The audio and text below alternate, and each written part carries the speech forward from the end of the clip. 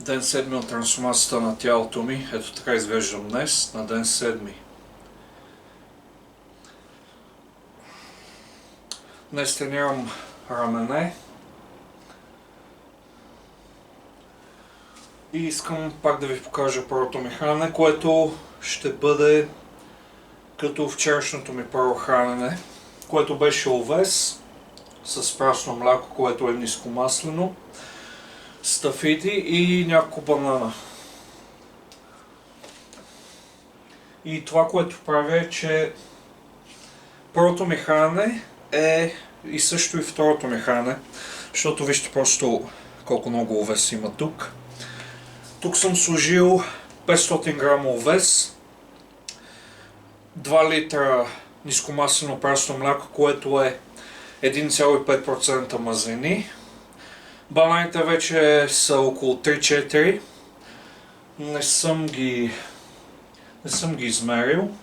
Стафидите също, слагам на око, не меря абсолютно нищо.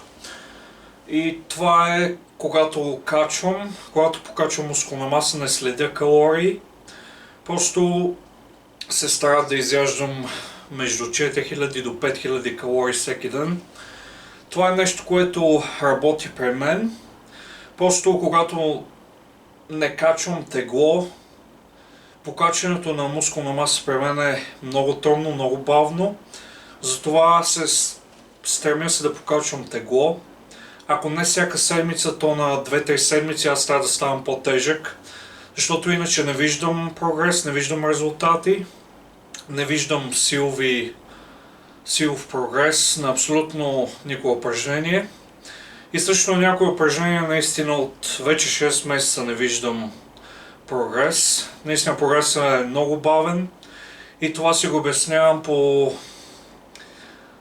това според мен, защото вече съм близо до генетичния си потенциал и вече всеки следващ килограм мускул е много по-трудно да се качи, отнема много повече време.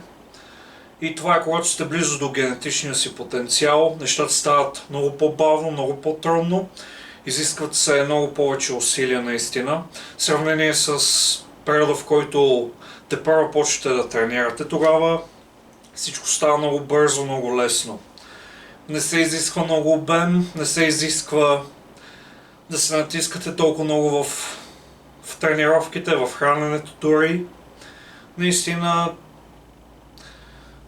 просто каквото и да правите, абсолютно храната ви всяка калория ви се лепи като мускул, вместо мазнина, а когато сте по-напреднал с повече мускулна маса, това, което ядете, не ви се лепи като мускулна маса, а по-скоро като мазнина. И да, това е реалността наистина. Но това мен не ме притеснява, защото знам, че мога да изчиствам много бързо. Не е приятен процес, но не ме притеснява. Да, първо хранене и тренировка за рамо, която сега ще ви покажа. И да, така изглеждам ден 7.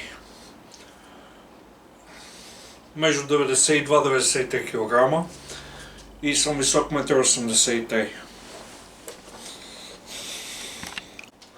Първо упражнение за рамо ще бъде изолиращо упражнение с дъмбели. Това, което правя е, че започвам винаги тренировката за рамо с изолиращо упражнение и правя някъде около 5 серии.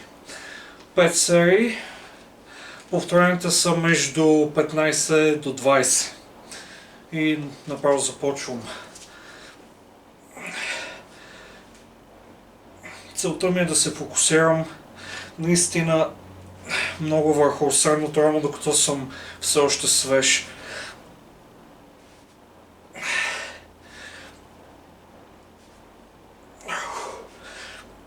Пет серии до отказ.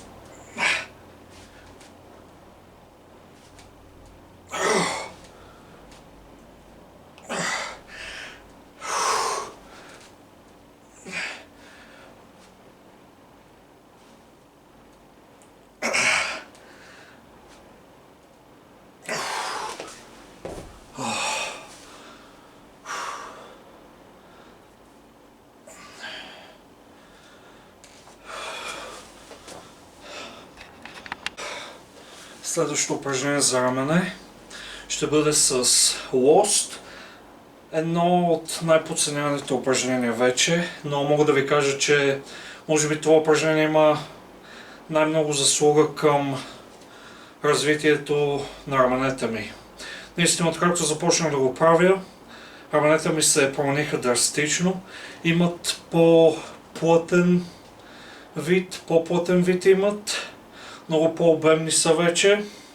Разбира се, аз съм и по-тежък, което означава, че съм качил мускулна маса. Сега ще ви го покажа.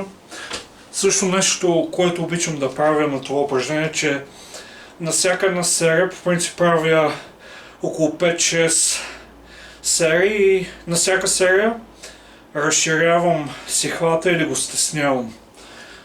Не използвам един и същ хват на всяка една серия.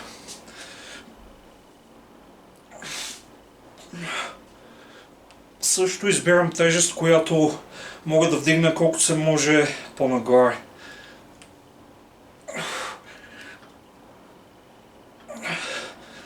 Разбира се, раменете ми вече са доста изтощени от първите 5 серии до отказ.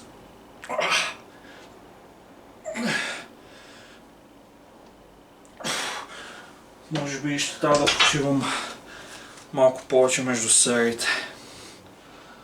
Но да, наистина много добро упражнение.